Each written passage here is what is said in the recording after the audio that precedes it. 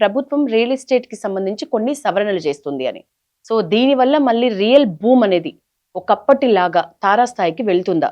చాలా మంచి ప్రశ్న.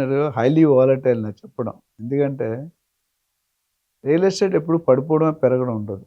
రియల్ ఎస్టేట్ ఎప్పుడు నడుస్తూనే ఉంటుంది. అదే సైడ్ ఆఫ్ ద కాయిన్ మారుతుంది. ఓకే. ఎందుకనంటే గత ప్రభుత్వంలో సెల్లర్స్ మార్కెట్, ఇప్పుడున్న ప్రభుత్వంలో బయ్యర్స్ మార్కెట్. అంటే అర్థం ఏంటి? లాస్ట్ గవర్నమెంట్ 15 సంవత్సరాలు ఎంతైతే ఉన్నారో రియల్ ఎస్టేట్ అందరూ ఏజెంట్లు, బిల్డర్లు, అందరూ డబ్బులు సంపాదించారు. ఓకే.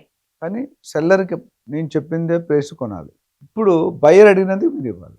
ఓకే. అందుకనే బయ్యర్ మార్కెట్, సెల్లర్ మార్కెట్ ఇప్పుడు నడుస్తున్నది ఏంటి సార్? ఇప్పుడు నడుస్తుంది బయ్యర్స్ మార్కెట్. ఓకే. ఎందుకంటే ప్రొడక్షన్ ఎక్కువ ఉంది, కొనేవాళ్ళు లేడు. గోల్డ్ పరిస్థితి కూడా అంతే. లాభాలు చేసుకున్నారు. 80,000 కొన్నాడు, ఇప్పుడు 1,50,000 అమ్ముతున్నాడు. లాస్ట్ ఇయర్ కొనేవాళ్ళు, ఇప్పుడు అమ్మేవాళ్ళు. అంటే ఆ లాభం బుక్ చేస్తున్నారు. సో రియల్ ఎస్టేట్ అనేది నేను చెప్పాను మన లాస్ట్ ఎపిసోడ్లో కూడా, తిండి, బట్ట, గూడు. ఏ గవర్నమెంట్ వచ్చినా, ఏ ప్రభుత్వం వచ్చినా, ఏ పార్టీ వచ్చినా రియల్ ఎస్టేట్ మాత్రం దోకాలేదు. ఎందుకంటే ప్రతి మనిషి చదువు అయిపోయిన తర్వాత జాబ్ రాగానే, పెళ్లి చేసుకోగానే ఇల్లు కావాలి. మేబీ ఫ్యామిలీ పరంగా కాకపోయినా జాబ్ వృత్తి, వేరే జాబ్ ట్రాన్స్ఫర్ అయిపోయారు, వేరే మీరు శ్రీకాకుళంలో ఉంటే మీరు చెన్నైలో వచ్చింది వెళ్ళాలి, హైదరాబాద్ వచ్చింది వెళ్ళాలి, బెంగళూరు వచ్చింది వెళ్ళాలి. సో అందుకని కావాలి. అప్పుడు వెళ్ళినప్పుడు ఇల్లు అయితే కావాలి, అయితే కొనుక్కోవాలి లేదా రెంట్కి ఉండాలి. రెండింటికి real estate. So real estate that is one. Second, major contribution to the government, revenue కావాలి. గవర్నమెంట్ నడపాలంటే రెవెన్యూ కావాలి. రెవెన్యూ ఎక్కడ వస్తుంది?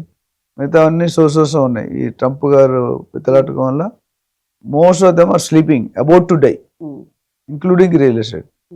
క్వాలిటీ, కన్సిస్టెన్సీ ఉన్నవాళ్ళు బతుకుతారు. ఎవరికైతే కమిట్మెంట్ లేదో, డిసిప్లిన్, నేను చెప్తాను, మీరు ఎంత టాలెంట్ అయిన యాంకర్, డిసిప్లిన్ అయితే ఫెయిల్ అవుతాం. Maybe talented, you don't have discipline, you don't have skill, then you will fail. You will, ఎవరైనా మనం ఎవరైనా. సో ఇప్పుడున్న పరిస్థితుల్లో గవర్నమెంట్ అనేది మార్పులు చేస్తున్నారు.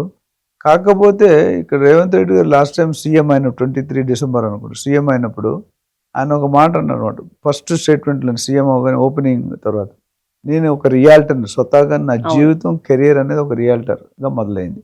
మీరు ఇప్పుడు కోకాపేట మాట్లాడుతున్నారు, నేను అప్పుడే 10 లక్షలు 15 లక్షలు నుండి ఎకరం డీల్ చేశాను 25 years బ్యాక్, 20 వాట్ టైం వెళ్ళాలి కట్టాను. సో నాకంటే తోపు ఎవరు ఉండకపోవచ్చు, నాకు తెలిసినంత నాలెడ్జ్ మిగతా వాళ్ళకి బహుశా లేకపోవచ్చు. అప్పుడు కేసీఆర్ ఉన్నాడు, ఎవరున్నారు? MA and UD department, municipal administration urban development, KTR గారు. ఇప్పుడు ఎవరున్నారు? ఈయన దగ్గర పెట్టుకున్నాడు. సో ఆ స్టేట్మెంట్ ఒకటి జనాల్లో ఉత్సాహం టూ మచ్ పెంచేసింది. అప్పుడు బిజినెస్ జరిగింది, ఇప్పుడు బిజినెస్ జరిగింది. యాక్చువల్లీ అప్పుడు కంటే ఇప్పుడు బిజినెస్ జరుగుతుంది. కథ మన ఎక్స్పెక్టేషన్. ఇప్పుడు రాజమౌళి గారి సినిమా తీసి ఎట్లా ఉంటుంది, జనాలకి ఫెయిల్ అయితే తట్టుకోలేరు.